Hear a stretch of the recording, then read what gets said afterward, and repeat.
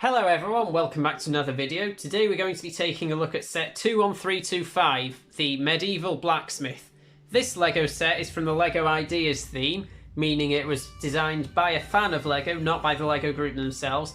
It was slightly edited by the LEGO group before production, but it's more or less the same as the fan's original design. It's very good that LEGO does this.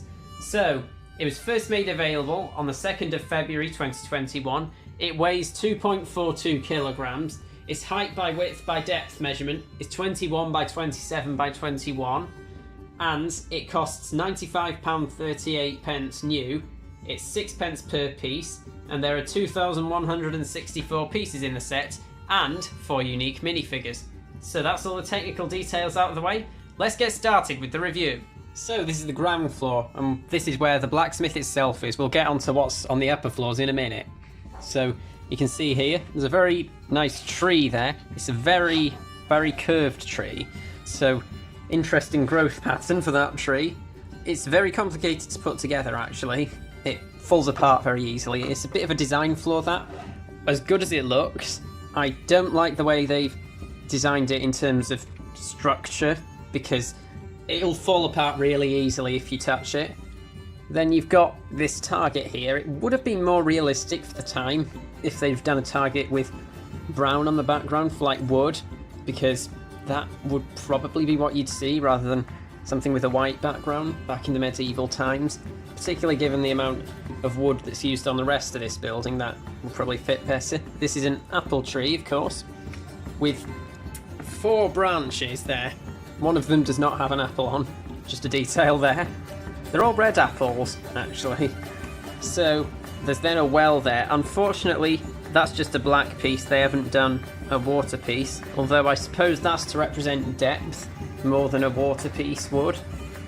And the well is a bit lopsided, actually. That's not the best design, but when you're looking at it from this angle, you wouldn't notice that, so it can be forgiven. There's a log pile behind there in this cupboard that's quite hard to show. You can't really access it, not that there's really much to see other than that log pile in there. But it was a good use of some space there, and you could change the structure of it to make it more usable and accessible if you want. Then there's 2 wood beams there supporting the upper floors. Again, we'll talk about the upper floors in a minute. Then around here, you have an anvil there, and there's 2 swords in there. Now, LEGO have really upped their game with the swords, as I've said. They used to be much less detailed than that. They've got texture now, which they didn't have originally. And then there's a door there, which has printed pieces, which is always a welcome addition from LEGO. I hate sticker pieces. This is the fire where all the metal is worked on. So in there's the fire, which looks nice enough already, you'd think, but it gets better than that. We'll get onto what the bellows are for in a minute, if you haven't guessed already. Then of course there's the water there, in order to solidify the metal after you've been bending it into shape. Then turning the corner here, some more beams, this time curved beams, because the upper floor actually is larger than the ground floor, so the beams are supporting that. And then 2 pumpkins there. This one's made from the new pumpkin piece. The other one's just a head piece that's been repurposed into being a pumpkin. A bone there. What that bone got there for is up to your own interpretation. Then some leaves or other plants growing there with some nice flowers, actually. Then on the corner here, you have some more texturing, some layers to the brickwork, which is another very good detail from LEGO, because at the time masonry would have been layered with different layers, different types of stone, different sizes of stone from the pre-industrial days when you built with what you had. Then a wooden window there, which looks a little out of place, I suppose, but it's there. It's not the worst decision LEGO have ever made with out-of-place details. So that's the outside of the set done. To get to the inside, open the door. Which is quite a squat door, actually, compared with its width. So inside here, got another anvil. There's a broomstick piece as a broom, obviously not a broomstick. a spade, which could be a shovel for the fire, I suppose, and then a hammer there. I'm not sure what those black poles in the corner there in that barrel are supposed to represent. And then there's a nice helmet there, a cooking pot, and a pan. Next up, there's a chest full of some coal there, and next to that, some more armour that's just been worked on. And this moves down here. This appears to be a grindstone, I think, where they would have made metal less rusty. Then there's a shield there. That's a pretty common design of shield. You'll definitely have seen that before if you have any of the old castle sets. And then some more coal there on the fire. And then there's the fireplace. So that's the inside of the set, which is functional. It's not particularly detailed, but it's functional, and you're only going to be seeing the outside, really, for the most part. So, with that being said, now let's have a look at what these bellows are for.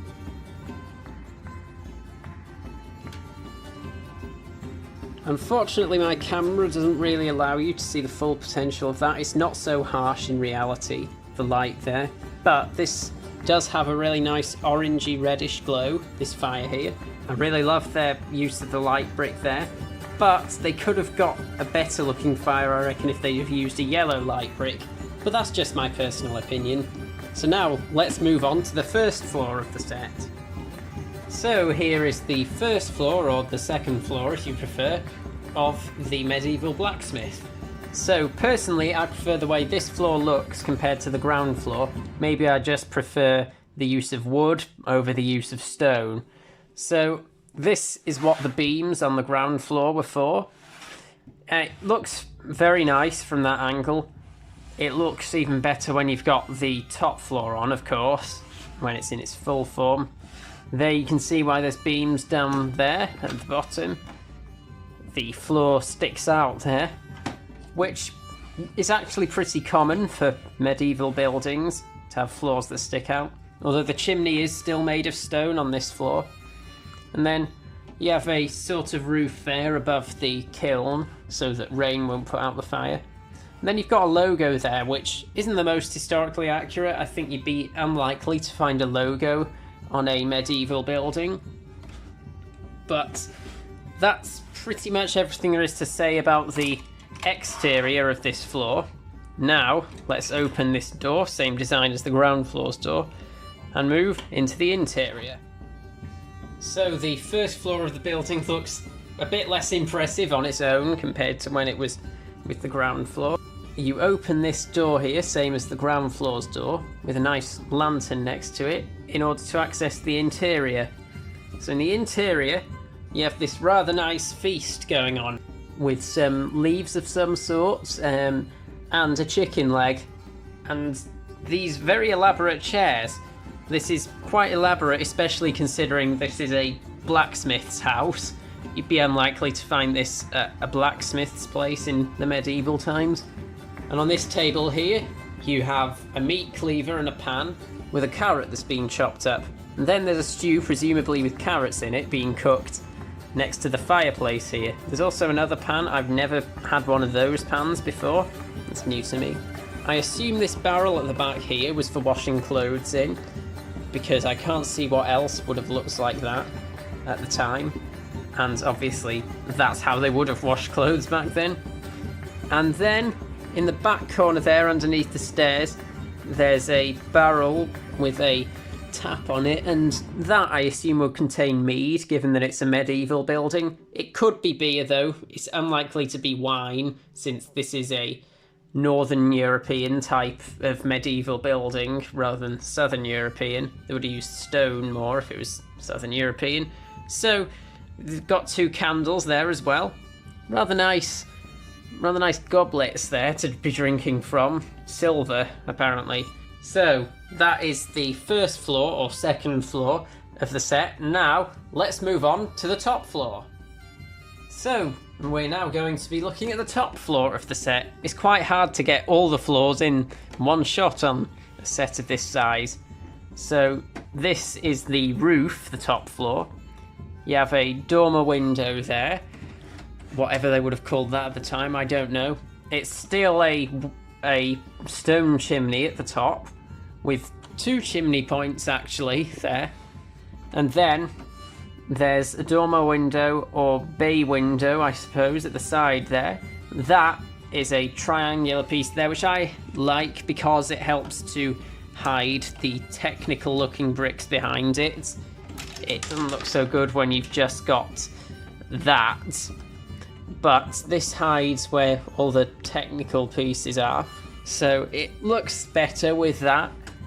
Then I don't really like these roof beams here because they're so flimsy. It's not the best design really.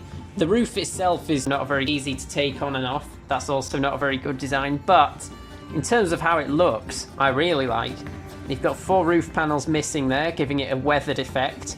In the medieval times, that's probably quite true to the time. If you didn't have any slate or anything to make roof tiles from, you would have left them.